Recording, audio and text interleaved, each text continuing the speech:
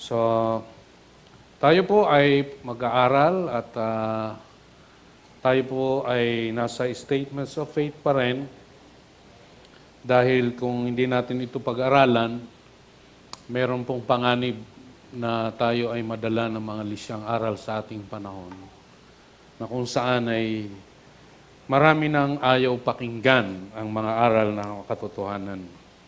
Kaya po, ang isang mananampalataya ay tiyakin niyang ang siya nga ay nakipag-isa sa Panginoong Hesukristo na ang kanyang ginagawa, ang kanyang buhay ay salig sa kanyang pananampalataya at pinaglalabang tinanggap na katotohanan ng aral. No?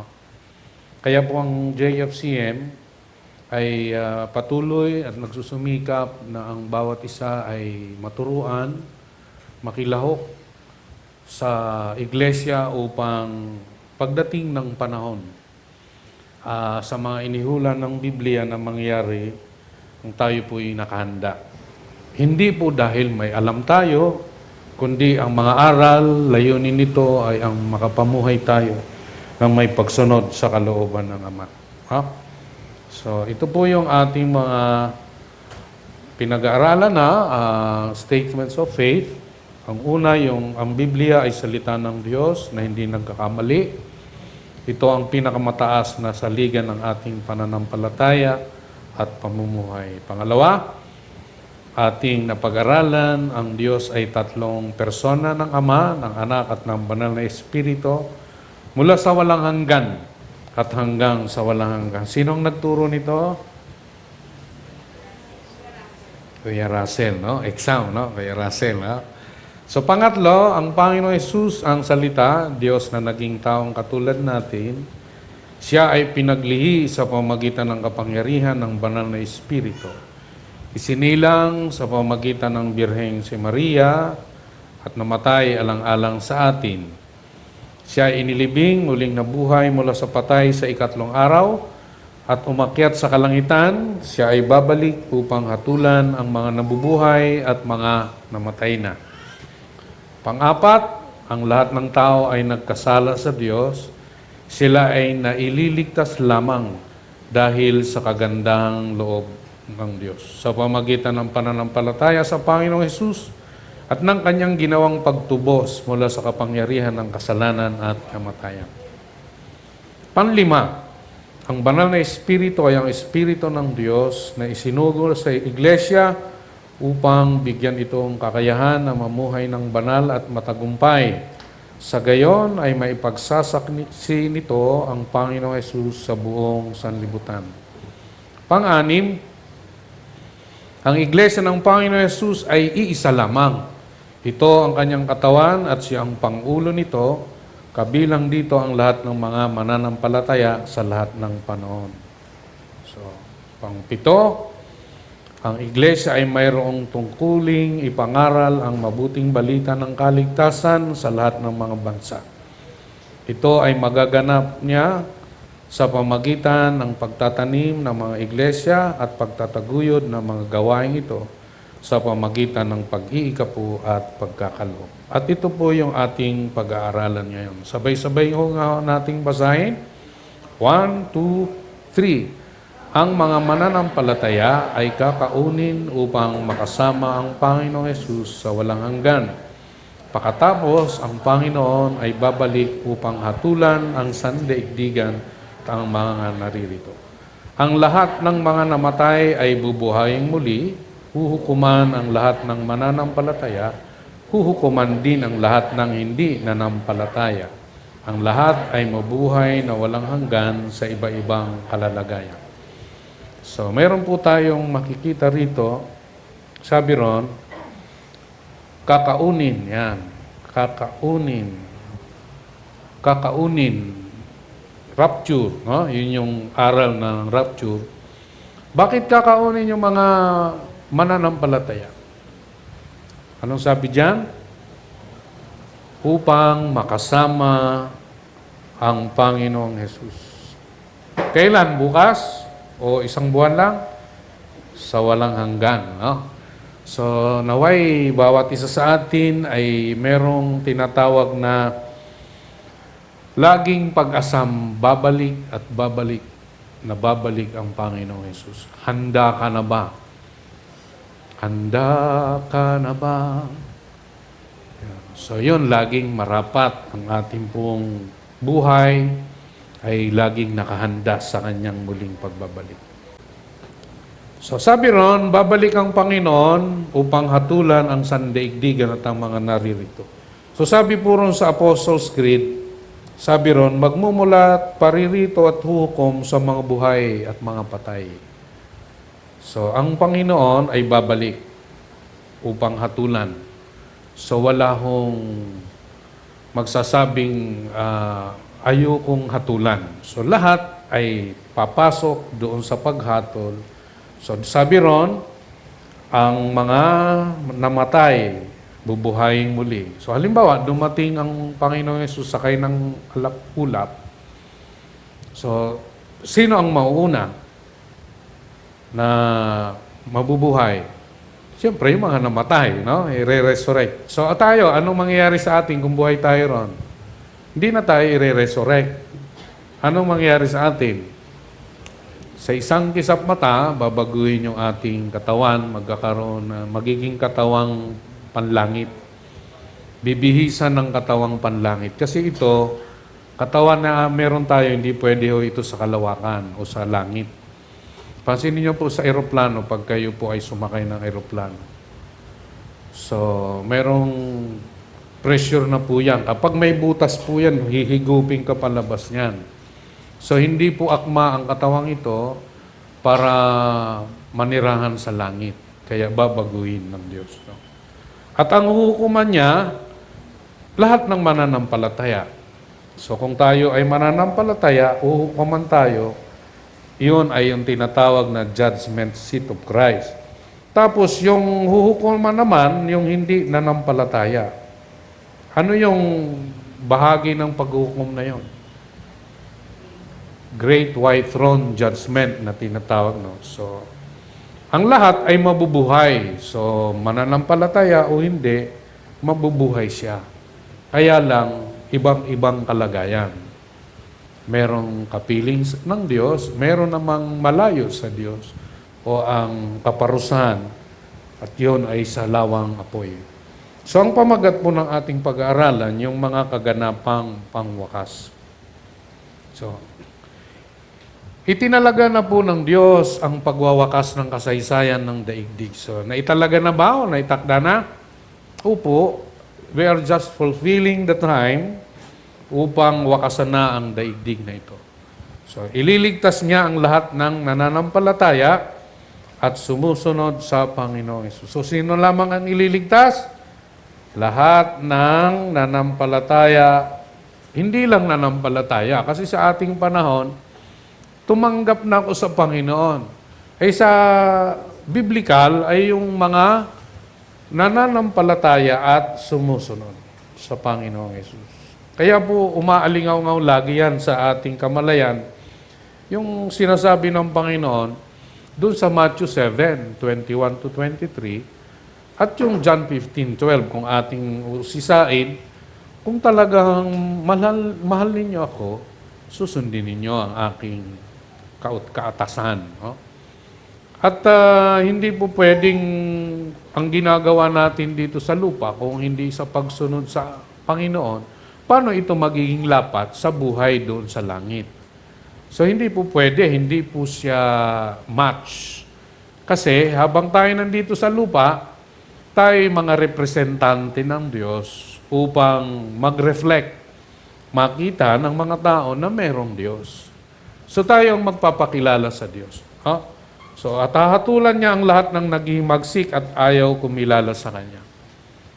So itinakda na merong mga hahatulan, yung bibigyan ng gantimpala, at yun namang mga tumalikod at tumanggi sa inaalok ng Diyos na kaligtas sa Panginoong Hesus, sa pamagitan ng Panginoong Hesus, ang sila din ay hahatulan. Siya ay babalik upang wakasan ang lahat ayon sa mga naihula ng nauna at itinakda na. So, nais ba ng Diyos na ang lahat ay maligtas? Nais po niya. Ayaw niya na ang tao ay mapahamak. Kaya ibinigay niya ang monogenes, ang Panginoong Yesus. Kaya po ang iglesia, kailangan tayong mga mananampalataya ay makilahok sa kanyang iglesia. Dahil tanging ang iglesia lamang ang may karapatang mangaral ng mabuting balita ng kaligtasan. Dahil ang banal na Espiritu, ang ipinangako ng Ama, ay siyang magbibigay ng kapangyarihan upang tayo, ang ating buhay, ay salamin o larawan ng taong makadiyos. At kung ano yung ating buhay, yun ang magtatakda rin sa ating maghayag ng mabuting balita ng kaligtasan. Kaya po, maaring ang iba sa atin ay kiming maghayag dahil hindi nagre-reflect yung pamumuhay ng may kabanalan at pagsunod sa Diyos. Kaya po, ang iglesia ay marapat na ituro ang katotohanan, ito man ay susugat sa damdamin, kalooban ng tao. Pagkat darating ang panahon, ayaw na ng taong pakinggan ang mga aral ng katotohanan. Kaya po sa ating panahon, marami po ang mga mananampalataya puno na umaalis sa iglesia sa dahilang hindi nila niya makita yung gusto niya. Alalahanin natin, ang tayo'y makilahok sa iglesia ay hindi yung gusto natin, kundi ang gusto ng Diyos. Amin po? Hindi po marapat na tayo ay maghanap ng gusto natin, kundi ano yung gusto ng Diyos. Kaya po mayroon tayong mga pagbabago sa ating mga buhay, tatapyasan tayo ng mga maling pag-uugali, ating mga ginagawa, dahil alam natin na tayo ay magbibigay sulit sa Panginoon. So basahin natin ang mga talata na kung saan ay ito ay ang buod ng dahilan kung bakit si Pablo sa kanyang mga turo, sa kanyang mga sulat, sa mga iglesia, kayang makita yung kagandahang loob ng Diyos, yung plano at layunin ng Diyos sa sangkatawan. Sabi po, mga gawa 17, 30 hanggang 31. Sa mga nagdaang panahon ay hindi pinansin ng mga Diyos ang di pagkakilala sa Kanya ng mga tao. Ngunit ngayon ay iniuutos niya sa lahat ng tao sa bawat lugar na magsisit-talikuran ang kanilang masamang pamumuhay, sapagkat itinakda na niya ang araw ng paghuhukom sa sanlibutan, at ito'y buong katarungan niyang gagawin sa pamamagitan ng isang tao na kanyang hinirang. Pinatunayan niya ito sa lahat ng ang taong iyon ay kanyang muling binuhay. So, sabi po dito ni Pablo, nung nangaral siya sa Athena, sabi niya, binabalikan ni Pablo kung ano yung layunin ng Diyos. No? Sabi niya, sa mga nagdaang panahon, ano yung panahon na yon? So doon sa timeline, makikita natin, from Genesis to the time of Noah, hinatulan niyang tao. No? Pinatay ang mga lipi ni Adan, nung ang mga Bini Elelyon, yung mga anak ng Diyos, ay nangag-asawa ng mga magagandang babae na anak ng tao. So, nakurap yung lahi ng tao. So, walang gagawin ng Diyos kundi i-preserve ang lahi ng tao na kanyang nilikha ayon sa kanyang wangis, na mamamahala sa daigdig. Kaya nga po ang kanyang layon, magkaroon ng pamilya sa daigdig upang pamahalaan. Nagsimula sa Eden, gawing Eden ang buong daigdig. Kaya lang, dahil sa pagkakasala ng tao, kanyang pinili na magrebelde sa Diyos. So, hinatulan siya doon sa panahon ni Noe. Isa lang ang naging matuwid. Nadamay lang yung anak at manugang, asawa ni Noe. So doon ay sinabi ron, hindi pinansin. Ibig sabihin ng hindi pinansin, hindi yung pinagkibit balikat, hindi pinalampas, kundi hindi pinarusaan o hinatulan. Kaya nung panahon ng mga anak ni Adan hanggang kay Noe, hinatulan nila ng Diyos ang tao. Nangamatay yun. Pero after nung kay Noe, pinalampas ng Diyos, hindi hinatulan. Hindi niya pinatay kung ang di pagkilala sa Kanya ng mga tao. Pero ngayon, ano yung ibig sabihin ng ngayon? Kailan yon? Kailan yon? Sinabi niya, ngunit ngayon. Nangangaral si Pablo, siguro mga 50 AD yan, diyan sa Athena. May ano yung ngunit ngayon? Kailan yon? Nung ang Panginoong Jesus ay umakyat sa langit, ipinangangaral ng mabuting balita. Ang mga alagad, alam na nila, pero sabi ng Panginoon, antayin ninyo ang pangako ng Diyos. So ano yung pangako ng Diyos? Ang pagbaba, ang kapuspusan ng banal na Espiritu. So kaya po ang isang Kristiyano, kung hindi siya puspos o namumuhay sa Espiritu, paano niya maisasaganap yung ginagawang kaatasan katulad ng ginagawa ni Pablo? Kaya po, kailangan natin ang banal na Espiritu. So, every time na meron pong pagsamba, i-exercise po natin yon. Kasi kung hindi, mahirap pong maging hindi sensitibo. Kailangan maging sensitibo tayo sa leading ng Holy Spirit. At ang makakatulong noon ay yung ginagawa nating sanayin yung kapuspusan na yon. Dahil yun yung magsasaysay sa atin, sa harap ng Diyos, ang mga bagay na hindi natin kayang sabihin, tinutulungan tayo ng banal na Espiritu. Kaya po, ang utos niya sa kapangyarihan, pagiging saksi, ay inuutos niya sa lahat ng tao. Bakit? Ibinigay na ang solusyon.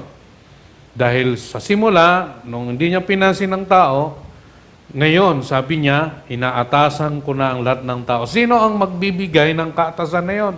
Ang magpapahayag ng kaatasan nung nais ng Diyos na manumbalik ng tao. Ang iglesia. Bawat isa sa atin. Ano yung kailangan na maihayag sa tao?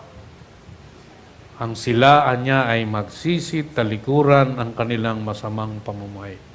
Dahil malaon at ibibigay na ng Diyos ang paghukom. Nagtitimpi, nagtatyaga ang Panginoon sa atin dahil ayaw niya ang tao ay mapahamak. Kaya nga ho, alam na natin kung sino yung magbibigay ng katarungan na yon na isang tao at yun yung Panginoong Yesus. No? So, ang talatang ito na aking susunod ay maaaring kayo'y makukulitan na. Hayaan ko kayong kulitin dahil ito ang sa akin din ay nagbigay ng laging pagpapaalala sa mission ng Diyos sa tao, sa pagtawag sa bawat isa sa atin. Sabi niya kay Saulo, tumayo ka, nagpakita ko sa iyo upang italaga ka. So ang Diyos nagtatalaga bilang aking lingkod at magpatotoo. So tayo, tinawag sa kanyang iglesia upang sanayin na maging saksi, taga-herald, taga-paghayag, kaya ho, itatalaga kita bilang lingkod na magpapatotoo.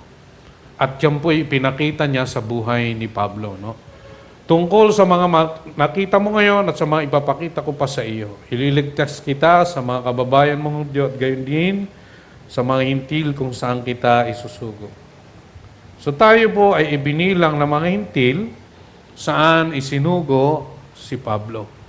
So ngayon, ano yung puso ng Diyos?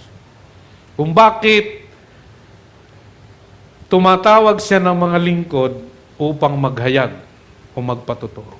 Ano ba yung gusto ng Diyos? Puso.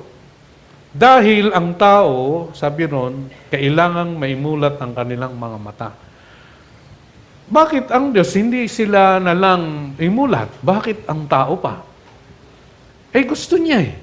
Gusto niya ang tao maging kamanggagawa niya sa pagbabalik ng mga tao sa Kanya.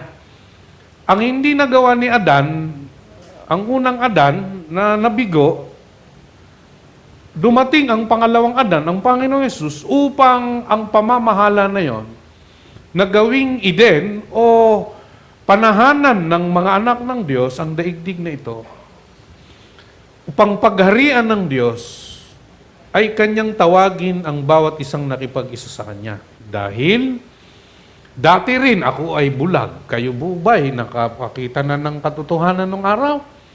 Hindi po. Relihiyoso ka ring taong katulad ko marahil. Akala natin tama yung ating paniniwala sa Diyos.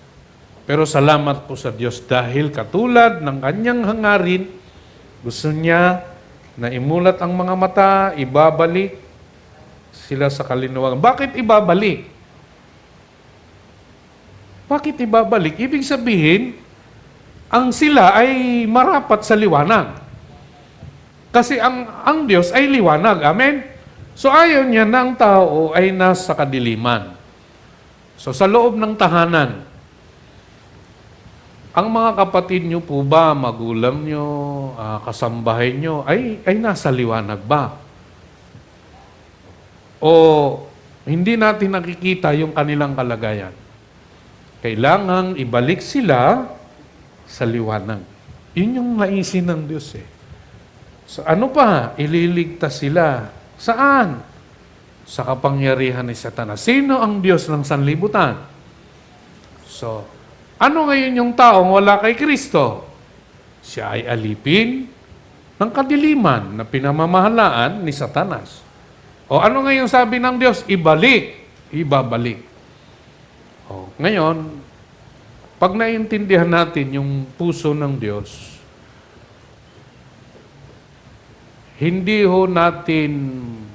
pag hindi natin ginagawa ang paghahayag ng mabuting balita,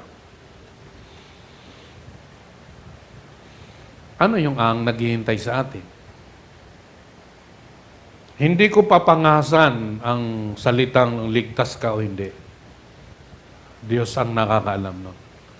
Pero ang katibayan ng sino mang nakipag-isa kay Hesus Kristo ay sundin ang kalooban ng Ama. Amen?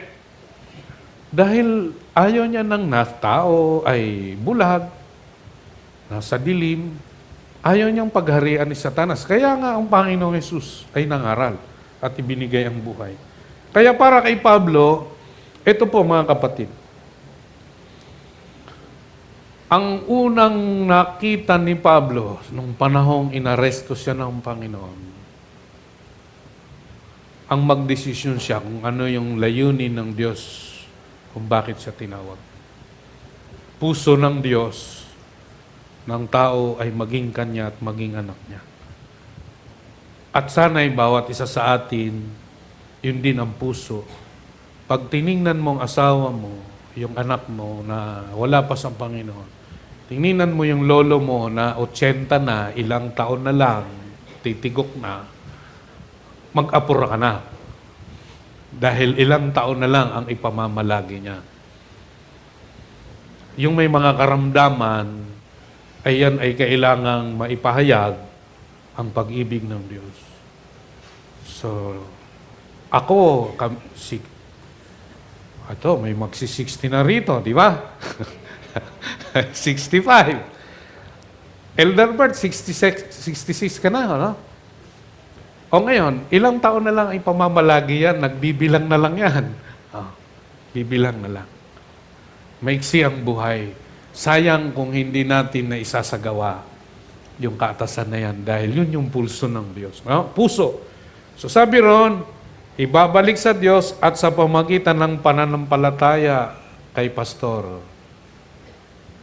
Ang sabi na kanino? Sa Panginoong Hesus, sila'y patatawarin sa kanilang makasalanan. So paano ngayon ang isang tao mapapatawad sa kanyang mga kasalanan? Dahil siya'y nagkumpisal sa Diyos. Sabi sa'yo, magkumpisal ka, 6 na ganito, 8 ganito. Paano ngayon mapapawalang sala ang isang tao? Kung kailangan siyang i-justify ng Diyos, di ba? Sa pamagitan ng pananampalataya sa Panginoong Hesus. Kaya tayong na-justify o naging matuwid dahil sa ginawa ng Panginoon. At yung pangako niya na mabibigyan ng lugar. Gusto niyo po bang mabigyan ng lugar? Sa langit o dito sa daigdig? Siyempre naman. Sabi ron, mabibigyan ng lugar na makasama ang mga taong banal ng Diyos. So tayo ba ay ginawang banal ng Diyos? Kung tayo ay banal ng Diyos, ano yung ating gawi o ating ginagawa? Gawa ba ng laman o gawaing kabanalan? Okay, so introduction lang po yun. So ang tanong, ano nga po ba ang mangyayari sa wakas ng panahon na ibinabala at tinakda na? Sabi natin, kakaunin ng Panginoong Hesus ang lahat ng mga nanampalataya at nakipag-isa sa Kanya. So sa ating panahon, Christian ka ba?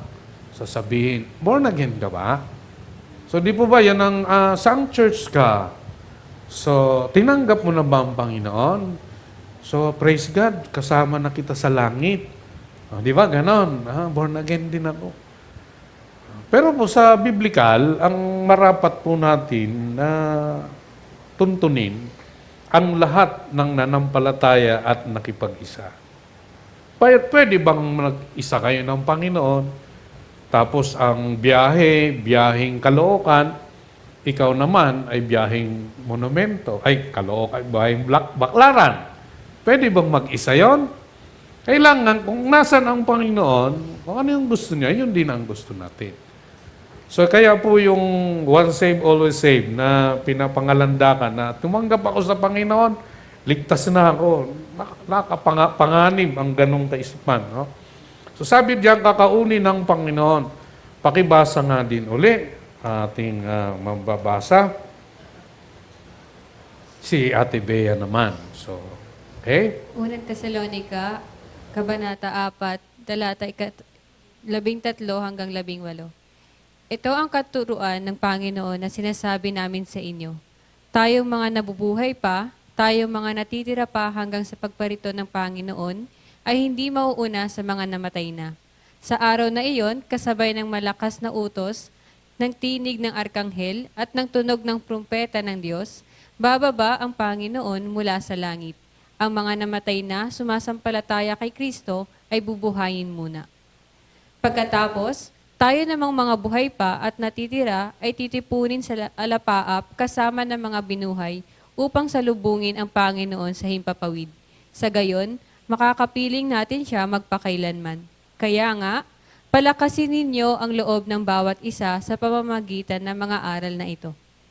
Yo, Ate Bea. So, dito po, ang mga Tesalonika, dahil nga po yung mga may nagtuturo na wala na, dumating na ang Panginoon, hindi na yung mga namatay ninyong mga malsabuhay, wala na yun, wala na pakinabang kayo ron.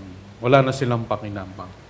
Kaya po, sinulatan sila ni Pablo na ano yung katuruan na sinabi na kanyang tinanggap at yan yung magpapalakas sa kanila.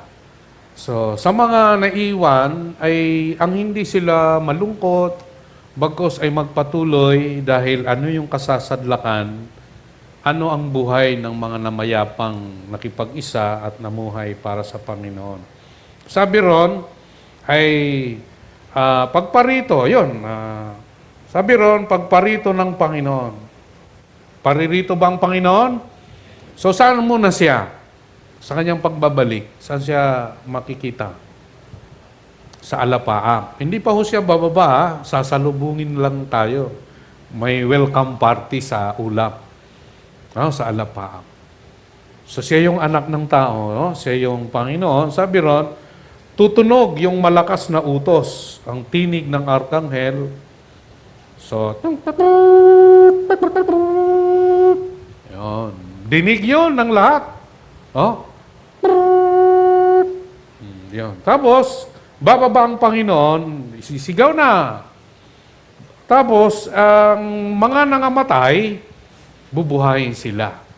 So, yung mga inanod na sa dagat, kinain na ng pating, inuod. So, walang imposible sa Diyos. Bubuin sila muli. At sila ay aakyat sa langit. At tayo mga buhay, sa isang kisap mata, sabi ron, ay bubuhayin, ay palpalitan ng katawang ito. Mataba ka man, katulad ko, o hindi. So, kayang-kaya hong umangat sa langit. Yeah? So, ito po yung paglalarawan niyan. No? So, alam niyo po bang makikita yan ng lahat? Oh, yung Left Behind saka yung, ano ba yan? Yung pelikula na Left Behind na bigla na lang nawawala doon sa Thief in the Night. Sa totoo lang, makikita ng lahat. So, kaya po nga doon yung merong naggigiik, diba? Merong nakahiga. So, makikita po ng lahat. So, paano na yung naiwan? O, paano na? Kaya nga po, ito, tiyakin po natin na makakasana tayo sa unang trip. Biyahing langit. No? Kailangan tiyakin natin yun kasi mahirap pong maging Kristiyano pagkatapos ng rapture. Magiging Kristiyano ka lamang kung mapupugutan ka ng ulo. Oh! Mga martir ang lalabas sa panahon ng after ng rapture. So, ngayon, tiyakin natin na makakasama tayo sa unang biyahing langit. Katawang langit, hindi pa yung permanente natin, ha? Resurrected body pa lang, na katawang panlangit na adaptable na mamamuhay doon sa ikatlong langit na kasama ang Panginoon. Babalik pa rin tayo. Para i-adapt naman ang katawan, glorious body, katulad ng Panginoon, na mamamahala dito sa daigdig. So, kakaunin ng Panginoon. So, pagkatapos ng kapighatian, so may kapighatian, sa mga panahong iyon, magdidilim ang araw, hindi magliliwanag ang buwan, malalaglag mula sa langit ang mga bituin. Nung araw, nang wala pa tayong tatalakayan, pagkaunawa sa pre-wrath, yung bituin, nakala natin yung mga celestial body. Sa science, tinuturo na ang earth ay napakaliit lang kung ikukumpara dun sa isang bituin. Kaya yung bituin na binabanggit dyan, yun yung mga nasa ikalawang langit. Yung mga arkas, yung mga hahatulan na ng Diyos dito sa lupa. At mayayanig ang mga kapangyarihan sa kalawakan pagkatapos lilitaw sa langit ang tanda ng anak ng tao at mananangis ang lahat ng bansa. Mananangis ang lahat ng tao dahil totoo pala ang sermon ni pastor, ni elder, na merong pagkabuhay na muli. So mananangis ka, ikaw yung pabanjing-banjing sa buhay pananampalataya na sumasaw-saw sa sanlibutan. Ang isang mahal mo sa buhay, gusto kang usama ka, hindi kaya yung bigat nun. Dahil wala siyang katawang panlangit.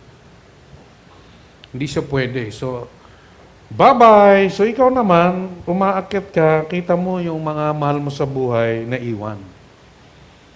So, yun yung pagsisisihan kahit sa kaligtasan, may pagsisisihan tayo. Dahil yung may mga naiwan na hindi natin napahayagan ang mabuting balita ng kaligtasan. Kaya po mga kapatid, ay hindi po nagbibiro ang Diyos. So, makikita nila anak ng tao na nasa alapa at dumarating na may dakilang kapangyarihan at kadakilahan. Sa hudyat ng malakas na tunog, yan, susuguin niya ang kanyang mga anghel sa apat na sulok ng daigdig. Hindi naman ho may sulok ang daigdig. Ibig sabihin, sa pangkalahatan at titipunin ang mga hinirang mula sa lahat ng dako. Ngayon, sasabihin nila, may hinirang ang Diyos eh. Ang mga hinirang ng Diyos, yung mga taong nanampalataya at nakipag-isa sa Panginoong Yesus. Yan. Simula ng paghatol sa daigdig, yan. At inalis ng kordero ang pang-anim na selyo, yung kasi merong charismatic leader, di ba? Umpisa ng pagbubukas ng selyo, yung kapayapaan ng Antikristo kanya, yung tagutom, pestilence, kamatayan, tapos pagyanig. Tapos inalis ng kordero ang pang-anim na selyo, lumindol ng malakas ang araw ay nangitim na parang damit, pansat. Tapos sabi ron, naglaho na lang ang langit na parang kasuutang inirolyo at nawala sa kanilang dating kilagang mga bundok at mga pulo. So may nayayanig, tapos ang makikita natin dyan, nagtago sa mga yungib na bato. Minsan inisip ko, ano kaya yung nagyanig na eh? Ano yung kayong bato? Tuloy nag-isip ako, pero sa akin lang ito. Kasi binanggit dyan yung mga hari sa lupa. Ito po yung mga mayayabang, yung mga mapagmalaki sa kanilang kayamanan. Baka kako bunker to eh. Nagpatayo ng bunker. Alam niyo po ba ngayon na may mga tinatayo mga bunker sa ilalim ng lupa para kung ano man ang mangyari, maliligtas sila. Sa mga chemical weapons. So, sabi ron, sabihin man nating ano yan, bato o bunker man yan, makikita natin yung mga taong ayaw manampalataya sa Diyos talaga.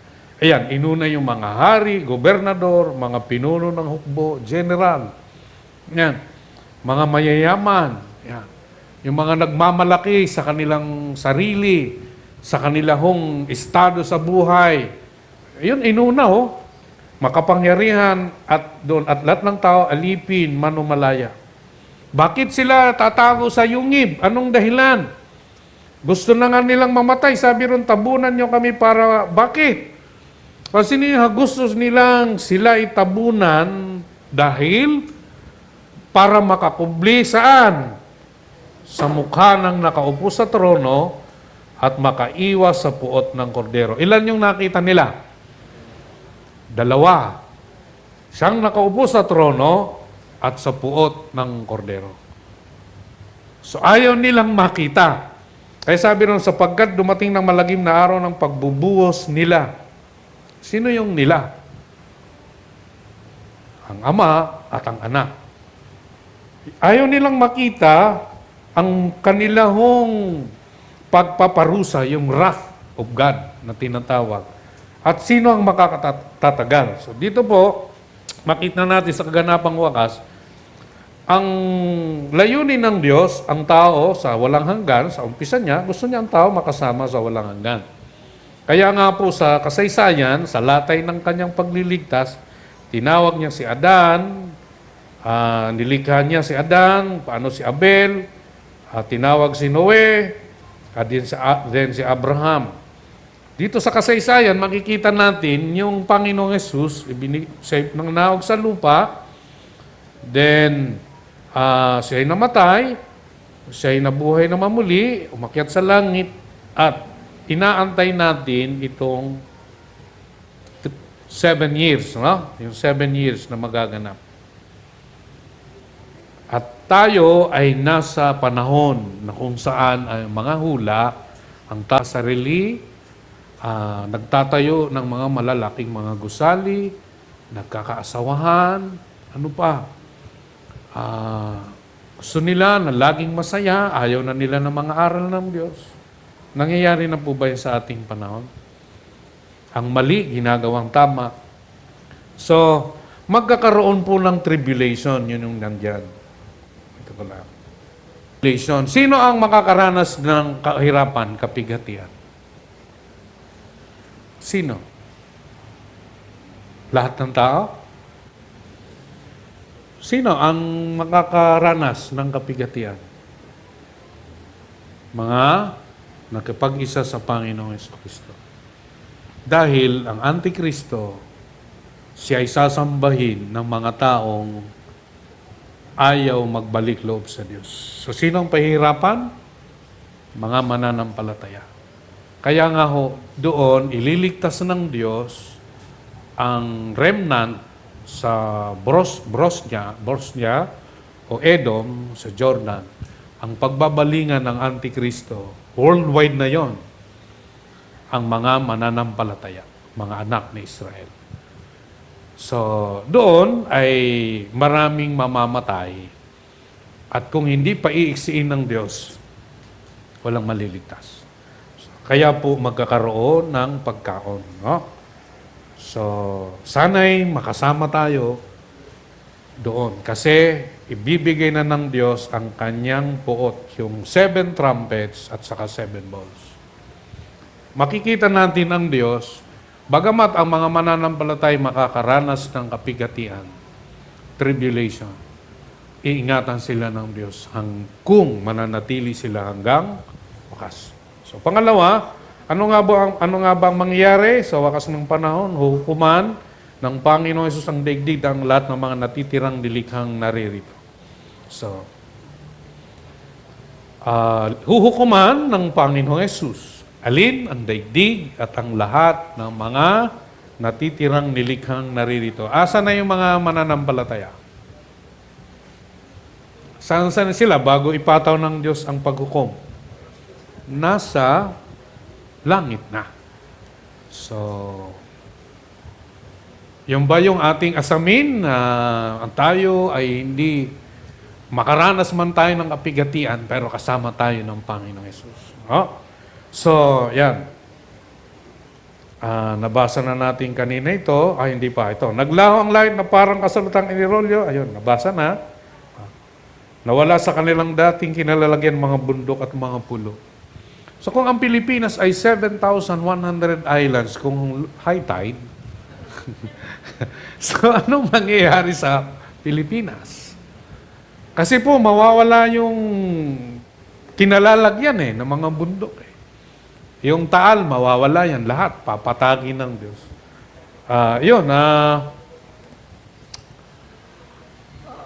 Yung pagyanig na ating nararamdaman, nung pumunta ko minsan kina Kuya Russell, naglabasan doon sa may malapit sa kanila, naramdaman din namin yung lindol. Labasan lahat ng mga empleyado doon sa... Nag-isip tuloy ako. Sabi ko, paano kaya kung pag dumating na yung lindol talaga? So kaya yung mga programa ng tao o ng gobyerno para makaligtas po sa lindol, ano yung marapat na paghandaan ng tao? Espiritual. Kaya tayo minamanduhan na maghayag nito dahil walang solusyon kundi ang tao ay magbalik loob sa Diyos. No? So, dito po, magaganap ang nai-rapture na tayo. No ba? Rapture na. So, sabihin nyo nga po sa katabi mo, kasama kita ha, sa rapture ha. Kasama kita ha. Mahirap na maiwanan. Mahirap po, mga nasa Zoom, sabihin nyo nga doon sa katabi nyo, kung may katabi ka, ay, kasama kita ha, sa rapture ha. Kaya, tara na. So ngayon, eto na ang mahirap. Yun, 7 trumpeta, yung wrath of God, at saka yung 7 bowls.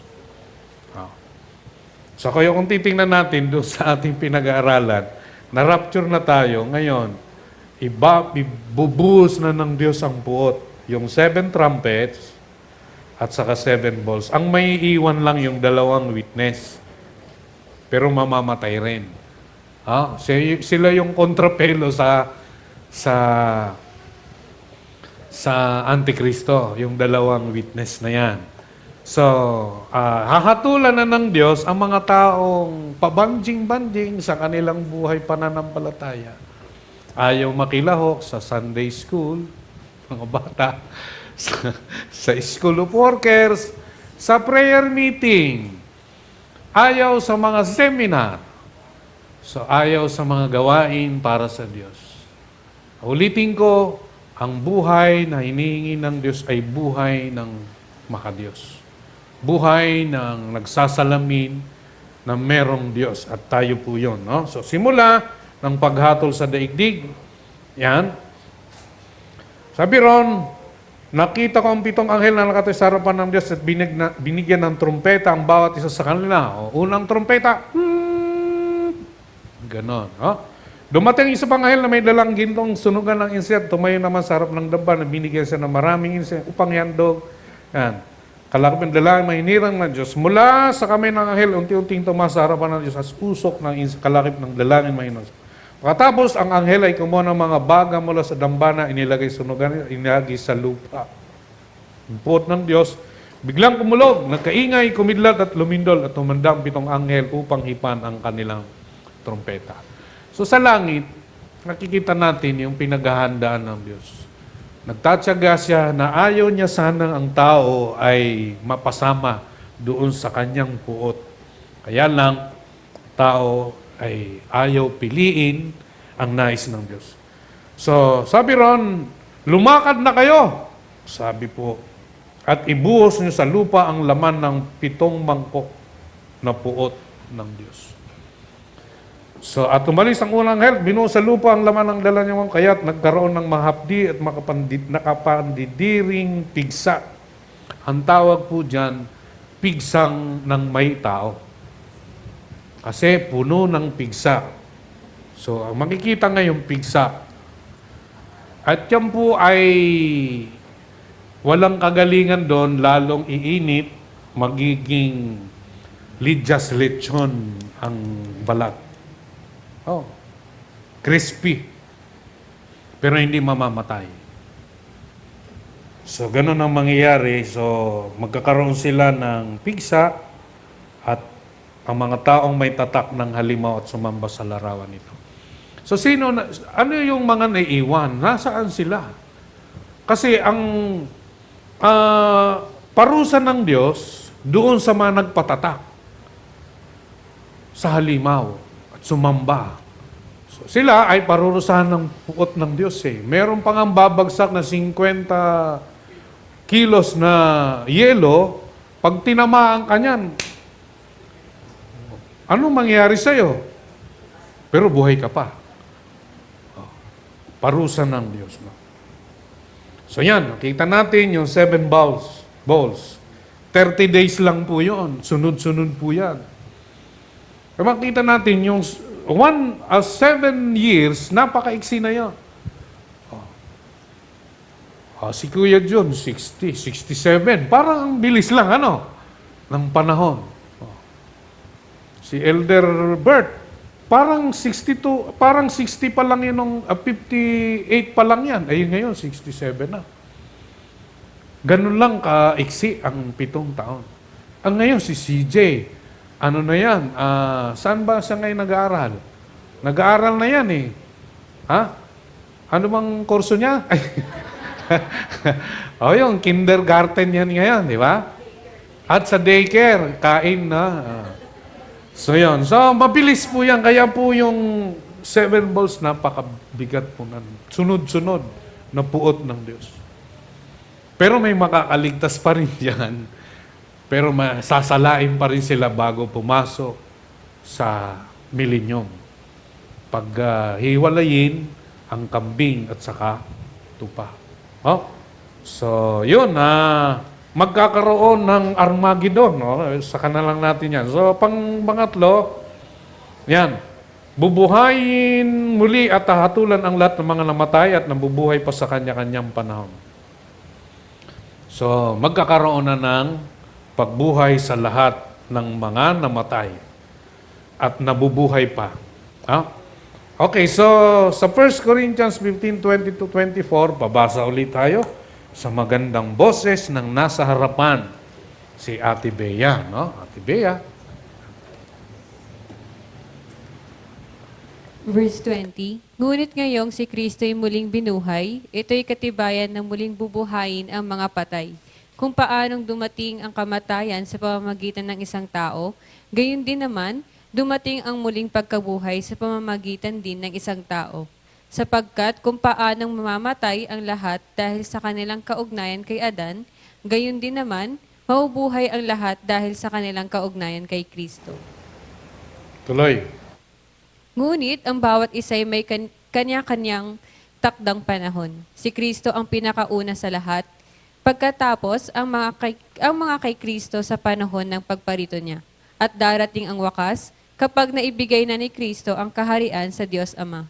Pagkatapos niyang malupig ang lahat ng paghahari, pamahalaan at kapangyarihan. Thank you, Ate Bea. So, si Pablo, itinuturo niya na kung walang pagkabuhay sa mga patay, walang pakinabang, walang kahantungan yung pangangaral niya. So para po kay Pablo, kailangang maunawaan na kung si Kristo ay muling binuhay, muli niyang bubuhayin ang mga taong namatay sa Panginoong Jesucristo. Kaya sabi niya, kung dumating man yun ng kamatayan kay Adan, ang tao rin ay bubuhay sa pamamagitan din. Kung mamamatay ang tao dahil sa kamatayan ginawa kay Adan ng hindi pagsunod sa Diyos, darating din at muling pagkabuhay sa pamamagitan din ng isang tao. Sino yon? Ang anak ng tao, ang pangalawang Adan. Kaya tinatawag siyang pangalawang Adan. Dahil ang gusto ng Diyos, ang tao ay makasama niya, at siya'y mamamatay, siya'y bubuhayin muli kung paano binuhay ang Panginoong Jesus. So, kung paano mamamatay ang lahat. So, mamamatay ba ang lahat? Opo, dahil sa kaugnayan natin kay Adan. Gayon din naman, inihahambing na ngayon ng Diyos na ang kanyang gagawin, kaya nga inihandog niya ang kanyang kaisa-isang anak upang bayaran ang ating kasalanan. Kaya kung tayo nabubuhay para kay Kristo, bubuhayin din tayo para kay Kristo. Tayo'y namatay kay Kristo, bubuhayin tayo para kay Kristo. So lahat ng nakaugnay kay Kristo ay mabubuhay ng muli. Yun namang mga hindi nanampalataya, sila rin ay bubuhayin muli. Kaya lang sa ibang kalagayan. No? So, darating ang wakas na kung saan ay pag naibigay na ni Kristo ang kaharian sa Diyos, lulupigin niya muna ang lahat ng paghahari, pamamahala at kapangyarihan. So kaya po yung kamatayan, yung huli pong kaaway ng Diyos, yung kanyang lahat ng mga wala kay Kristo, kailangan niyang dalhin sa kaparusahan, sa lawang apoy. Kaya po, doon ay may kanya-kanya compartment din pala ang lawang apoy. Depende doon sa iyong ginawa, sa ginawa ng tao. Kaya hatulan, bubuksan yung mga aklat, yung mga panahon niya. So darating ang wakas, kaya po sa mga Kristiyano sa ating panahon, may kawakasan po ang buhay. Kalusugan natin, maaring magupo tayo ng karamdaman. Maari tayong magkasakit sa mga pag-iisip ng mga bagay na wala tayo. Magkakaroon tayo ng depression. Magkakaroon tayo ng panghihina kapag tayo ay nakatuon sa mga bagay na wala tayo sa mundong ito. Mapapadali ang buhay. Mapapabilis lamang kung ikaw ay marami ng kolesterol. Marami ng sugar. Mahirap namang mamatay ka nang meron kang pangarap na hindi mo pa nakikita ang iyong apo, ang iyong magiging anak, yung magiging asawa. Ano po ba? So, pangalagaan ng merong pagsunod sa kalooban ng Diyos. So, hindi pa huli ang lahat. Darating man ang wakas. Kung tayo namatay o nabubuhay pa kay Kristo, mamamatay tayo para kay Kristo. At tayo ay bubuhayin muli upang makasama. So, sana'y lahat tayo, sana all, ng mga taga JF Bangkal ay makasama sa unang pag-akyat sa kalangitan. So tayo po ay magkaroon ng tama pong ugnayan sa Diyos. Pagpapahalaga sa pananampalatayang meron tayo dahil magaganap at magaganap ang mga bagay na ito. At ang mga natitira, mga nanampalataya, mahirap pong mamuhay sa panahon na ito. Sa puot ng Diyos, yung parusa ng Diyos. Ang maligtas sa parusa ng Diyos ay, alam niyo po ba, kahit sa gitna ng paghagupit o pagpapababa ng puot ng Diyos, nandun pa rin ang grace ng God, ng Diyos. Anong sabi roon? Sa kabila ng lahat ng ito, sinumpa pa rin nila ang Diyos. Ang sila'y ayaw pa rin magsisi at magbalik loob sa Diyos.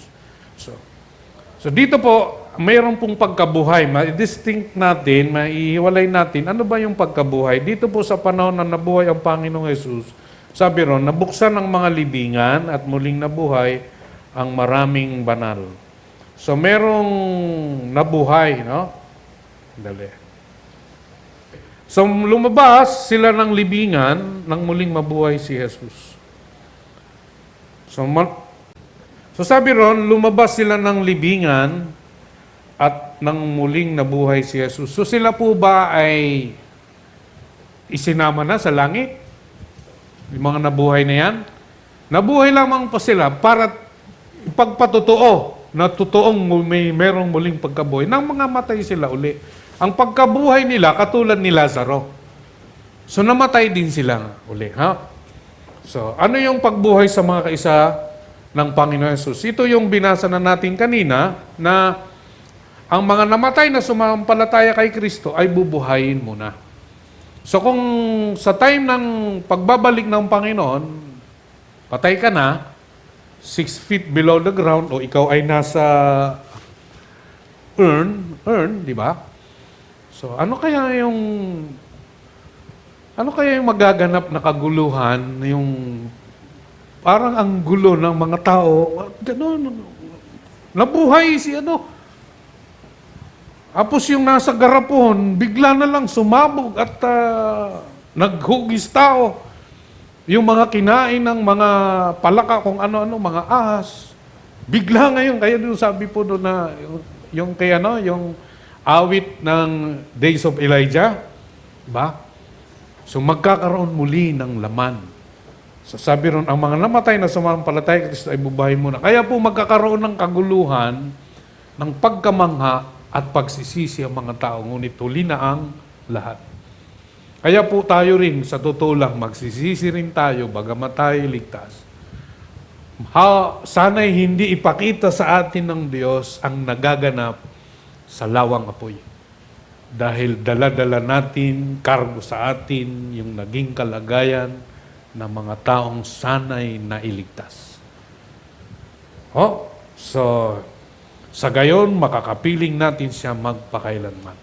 So, sa isang nakipag-isa sa Panginoong Jesus, kaya sabi ni Pablo, palakasin ninyo ang loob.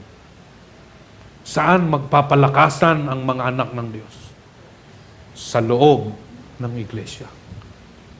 At dito tayo ay tinuturuan ng Diyos upang ihanda sa paglilingkod dahil ayaw niya na ang tao ay mapahamak. Gusto niyang magkaroon ng pamilya sa pamilya Ortiz, sa pamilya Adrias, pamilya Sulya, Castor. Sa lahat, gusto niya magkaroon ng pamilya. Kaya nga po tayo inilagay sa iglesia dahil sa katotohanan ayaw niya na ang mga mahal mo sa buhay ay mapahamak. Kaya kung tayo ay naniniwala, nanampalataya, mamamatay tayo at bubuhayin muli upang makasama at makapiling ang Diyos magpakailanman. Mahirap ang mabuhay magpakailanman sa kaparusahan ng Diyos. Ang walang hanggang pagdurusa at pagmumura at paglilibak sa Diyos.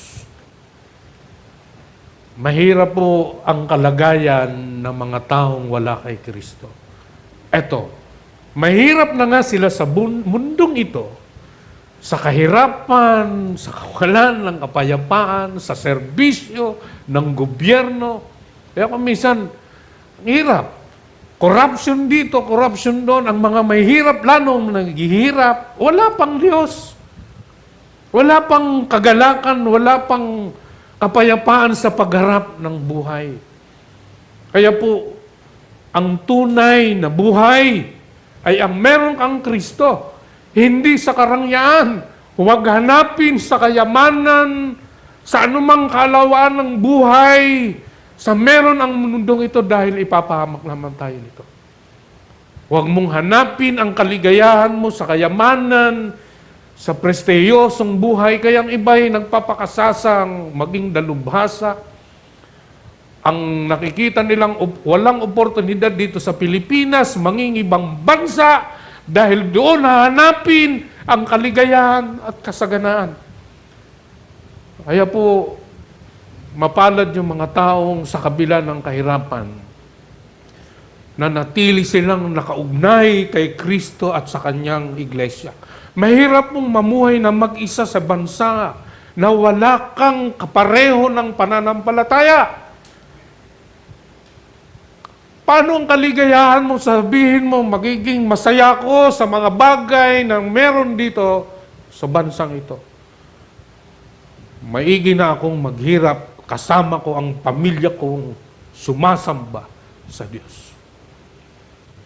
Salamat na lang sa teknolohiya na kahit papano, naiibsan yung kalungkutan ng mga taong nasa ibang bansa. Kaya lang artificial. Tatawagan mo, nakukumusta mo sa pamagitan ng Zoom, ng video.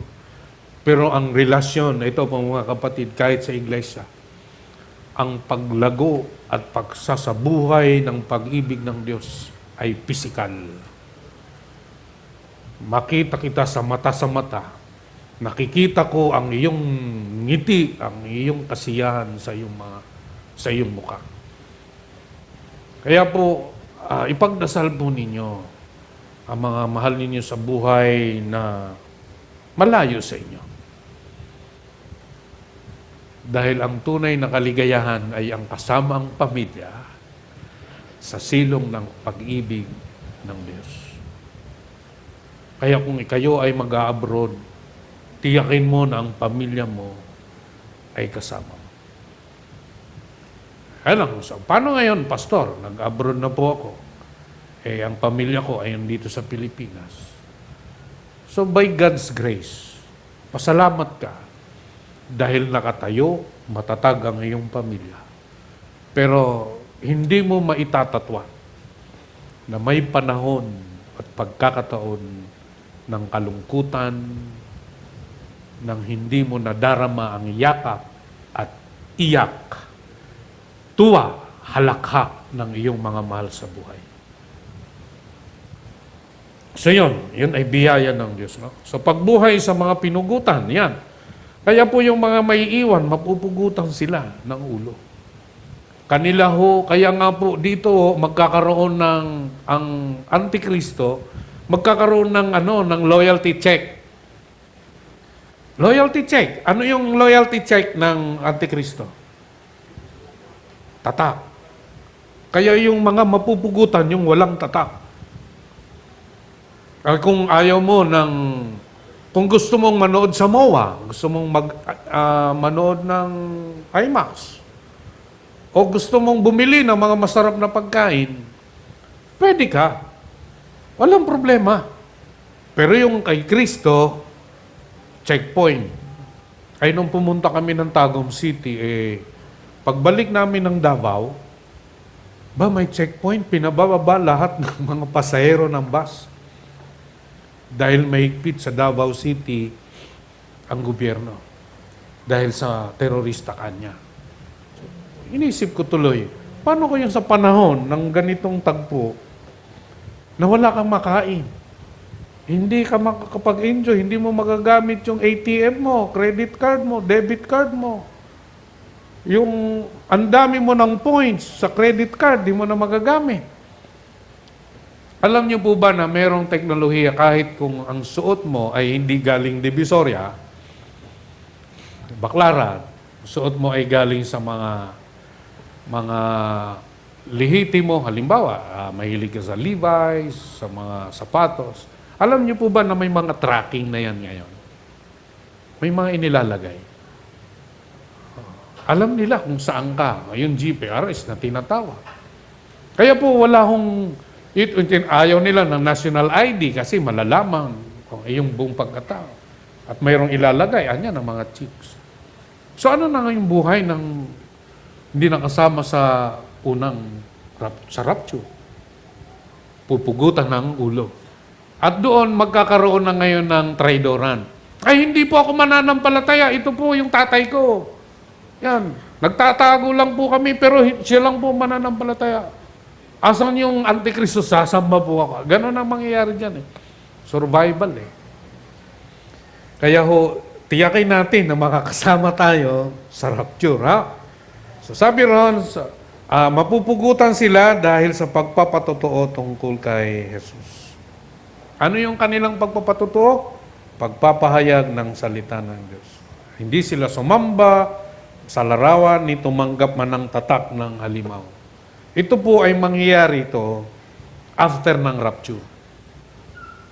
So yung mga mapupugutan. Binuhay sila upang magharing kasama. Itong mga napugutan ng ulo, sabi ron, bubuhayin sila upang magharing kasama ni Kristo doon sa millennium.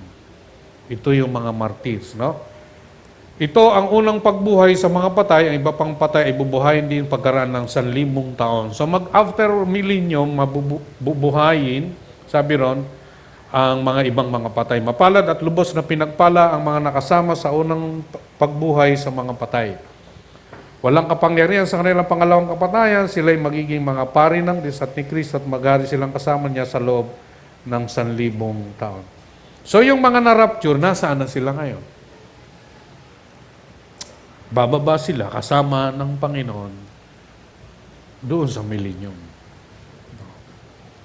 At maghahari itong mga napugutan bilang pari at maglilingkod sila sa loob ng 1,000 taon. So yun. May mga mabubuhay at mamamatay sa loob ng millennium. 40 generations yan eh. So makikita natin mamaya. So pagbuhay sa mga natitirang namatay, pagkatapos ko nakita ko ang isang malaking tronong puti, ito na po yun. So ang mga mula kay Adan, hanggang pagkatapos ng millennium, bubuhayin sila. Sabi ron, naglaong lupa't langit sa kanyang harapan, hindi na makita. Nakita kong nakatayo sa harap ng trono ang mga namatay, maging dakila tama, binuksan ang mga aklat. Ano yung mga aklat? Yung ginagawa mo, listahan ng mga taong naiwan doon sa millennium na yon, binuksan ang aklat ng buhay, so yung Book of Life. So hinatulan mga patay ayon sa kanilang ginawa, batay sa nakasulat sa mga aklat. So sino itong mga nakatala sa aklat ng buhay? Rapture na, di ba? Ando naman talaga yung pangalan mo, nakasama ka sa rapture. Ito po yung sa panahon ng millennium. Pag yung mga nangamatay, wala na hindi sumunod sa Panginoon, kasi mamamahala siya ng Feast of Iron ang tinatawag eh, mahigpit.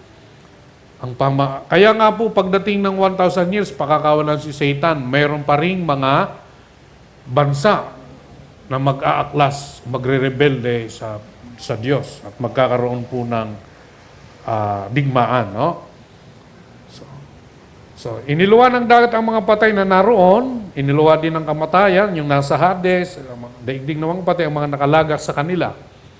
So, hinatulan ng lahat ayon sa kanilang mga ginawa. So, yung mga wala pong purgatorio, lahat ng mga namatay na wala kay Kristo, bubuhayin, at sila ay parurusahan, sila ay itatapon sa lawa ng apoy, ang daigdig ng mga patay. Ang lawa ng apoy ay ang pangalawang kamatayan. Itinapon sa lawa ng apoy ang sinumang hindi nakasulat ang pangalan sa aklat ng buhay.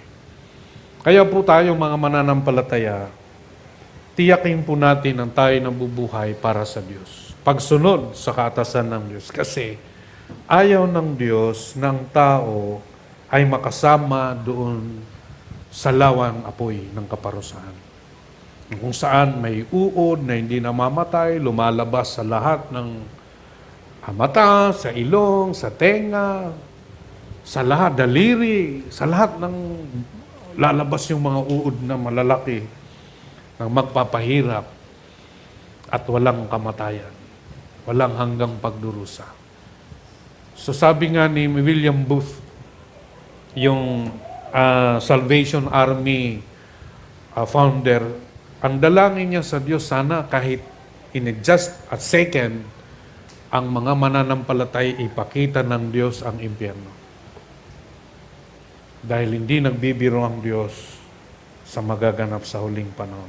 So, mga kaganapan, so bubuhayin po ang mga nangamatay at sila ay hahatulan. Kung wala ang kanilang mga pangalan sa aklat ng buhay, ilalagay sila sa walang hanggang kaparusahan. Dito pa nga, may magaganap pong sa mangkok, meron pang ang digmaan dyan yung Armageddon. Pero wala lang yung pupuksain lang ng Diyos yan. Meron pa nga rito, Gog and Magog. After ng 1,000 years, pupuksain din siya ng nakasakay sa puting kabayo, kasama yung mga, di ko alam kung mga anghel yon o mga mananampalataya.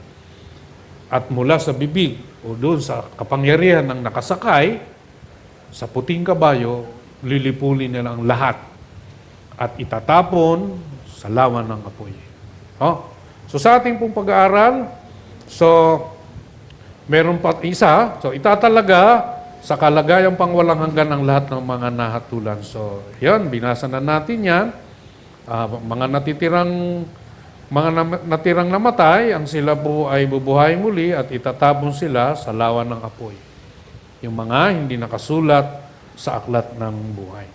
So, maaaring sabihin natin, Pastor, ba't mo pa tinuturo yan? Wala na kami dyan ngayon, sa panahon na yan. O bakit pa sa atin itinuturo? Bakit pa itinuturo kung halimbawa tayo ay hindi na kasama rito? Anong dahilan? Para magkaroon tayo ng takot sa Diyos, na gawin ang kaatasan, ipangaral ang mabuting balita dahil mahirap na hindi makasama sa rapture. Mahirap pong mabuhay bilang Kristiyano sa panahon ng puot ng Diyos. O ito, mga kapatid. Paano nga ba ang Diyos ay nagbibigay ng babala sa tao? At ano ang nagiging pasya ng tao? Halimbawa, lindol. Halimbawa, bagyo, baha. Ano yung ginagawa ng tao? Dahil ba sa kalamidad, dahil sa paglindol, nagbabalik loob ang tao sa Diyos? Tingin niya, hindi po. Nagbabalik ang tao sa Diyos kapag merong nangangaral ng mabuting balita ng kaligtasan. Doon tayo tinatawag ng Diyos. Ang mga taong nakakaranas ng kapighatian, kalungkutan, hindi po nagbabalik loob sa Diyos. Nagkakaroon ng remorse. Pero, kadalasan ang ginagawa nila ay murahin ang Diyos. Sisihin ang Diyos. Ako nga po, meron akong YouTube na pinanood, yung kay Tim Ledge, isang pastor for 40 years, 38 years. 9 years old, nabasa na niya ang buong, yung Old and New Testament. Kabataan niya, naging leader siya.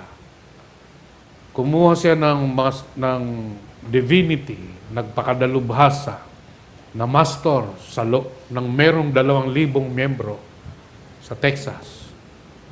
Nangaral sa iba't ibang mga denominasyon. Siya ay naging Basahin nyo, panoorin nyo si Tim Legsea tayo. Tinanggal siya sa pamamastor, nagkaroon siya ng pagtatanong. Nangaral siya at may binahaginan siyang kaibigan na tumanggap sa Panginoon after 2 months ng rab ng bangko. Ang katanungan niya, bakit kung ang sino mang nakipag-isa kay Kristo ay isa ng bagong nilalang, bakit hindi ito nakikita sa mga tao? Nasundan ang kanyang kabiguan nung siya ay nagkaroon ng illicit affair sa kanyang kasama. Hiniwalayan niya ang asawa niya, nang nagsama sila ng 34 years. Tapos, nagbabalik loob siya sa mga church na kanyang pinupuntahan, tinatakwil siya. Ay, hindi ka na pwede dito. Hanggang sa napagod na siya, hindi totoong may Diyos. Kaya kanyang libro, yung Goodbye Jesus. He is now an atheist. Kaya po, sa mga nagaganap sa tao, sa kalungkutan, sa kabiguan, hindi po sa sinasasabihin ng tao dapat tayo nabubuhay, kundi sa sasabihin ng Diyos, pangako ng Diyos. Sa loob po ng church, maaari tayong matisod, maaari tayong manghina. Kaya ang payo ng Hebreo, manunulat, fix your eyes on Jesus. Na mastor, kinikilala sa bansa nila, pero bakit lumayo sa Diyos? Kapag hindi natin pangalagaan ang ating pananampalataya at magpadaya tayo sa sanlibutan. Kaya ang sabi ng Hebreo, iwasan ninyong maging masama ang inyong puso. Kapag kayo'y maging masama ang inyong puso, mawawala ang inyong pananampalataya at tatalikuran ninyo ang Diyos. At yan po yung nangyayari sa ating panahon. So, salamat sa turo na dahil mayroong pang mga magwawakas, ngunit salamat sa Diyos. Sa simula't simula, ang walang hanggang Diyos, ay nais niya ako at ikaw tayong nakipag-isa sa Kanya, ang makasama sa walang hanggan, hindi sa kaparusahan. So magaganap at magaganap ang mga inihulan ng Biblia, ngunit may pagkakataon pa ang mga tayong mga nakipag-isa sa Panginoong Jesucristo. Kaya ang sabi niya, go and make disciples of all nations. Go, habang ikaw ay naglalaba, mamalengke, nag-aaral, nag-opisina, kung may pagkakataon, ihayag ang mabuting balita ng kaligtasan. Dahil ito lamang ang lingwahe ng langit upang ang tao ay magbalik loob sa Diyos. Hindi ho dahil siya ay may sakit, hindi dahil siya ay pulubi, hindi dahil siya ay nabigo, hindi dahil siya ay depressed, maliligtas lang ang tao at gagamitin ng Diyos ang mga negatibong ating iniisip kung sila'y makakarinig ng mabuting balita ng kaligtasan. Dahil ang banal na Espiritu lamang ang makapagbubukas sa puso ng tao. Kaya po, yung mga may karamdaman, may mga kalungkutan, ating mga kapatid, mga kaibigan, ayan ang mga pagkakataon na sa kanilang kalagayan makarinig ng mabuting balita ng kaligtasan. At doon, sa udyok ng banal na Espiritu, buksan ang kanilang puso, katulad ni Lydia, mga taong idinaragdag ng Diyos upang sila'y maligtas. Ating pong natutunan sa ating pag-aaral, ano nga po bang mangyayari sa wakas ng panahon na ibinababala at itinakda na kakaunin ng Panginoon Hesus ang lahat ng mga nanampalataya at nakipag-isa sa Kanya, hukuman ng Panginoon Hesus ang daigdig at ang lahat ng mga natitirang nilikhang naririto, bubuhayin muli at hahatulan ng lahat ng mga namatay at nabuhay pa sa kanya-kanyang panahon, itatalaga sa kalalagyang pangwalang hanggan ang lahat ng mga nahatulan. So,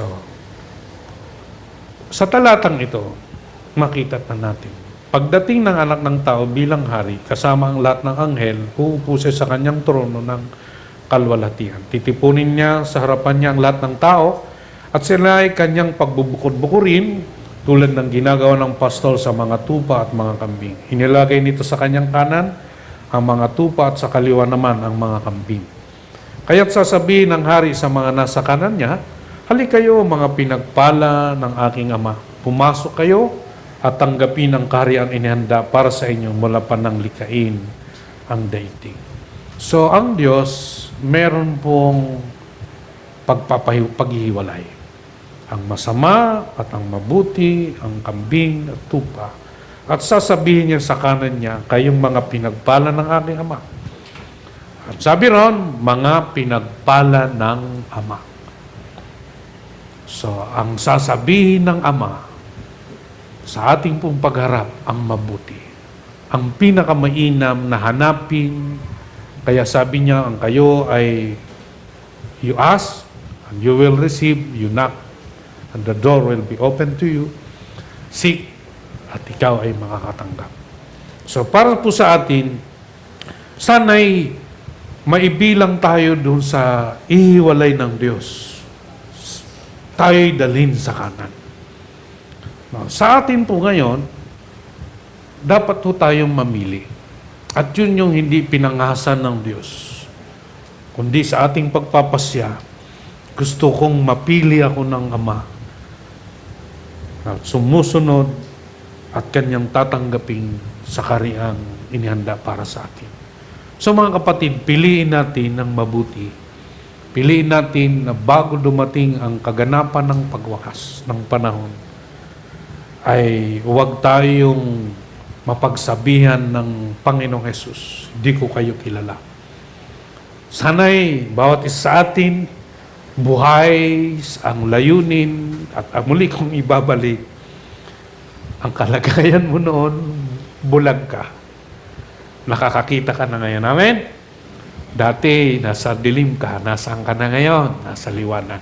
Dati, ang kapangyarihan ni Satanas ang naghahari sa iyo. Ngayon, ikaw ay pinagharian na ng Diyos. Dati, wala kang kapatawaran. Ngunit ngayon, dahil sa pananampalataya kay Kristo, meron ka ng kapatawaran.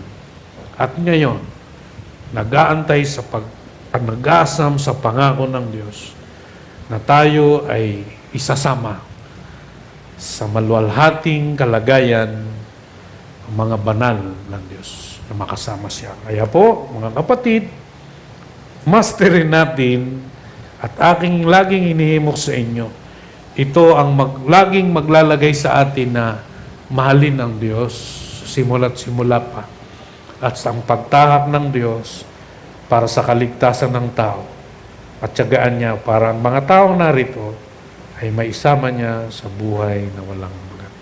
Amen? So tayo po ay tumayo at tayo mananalangin.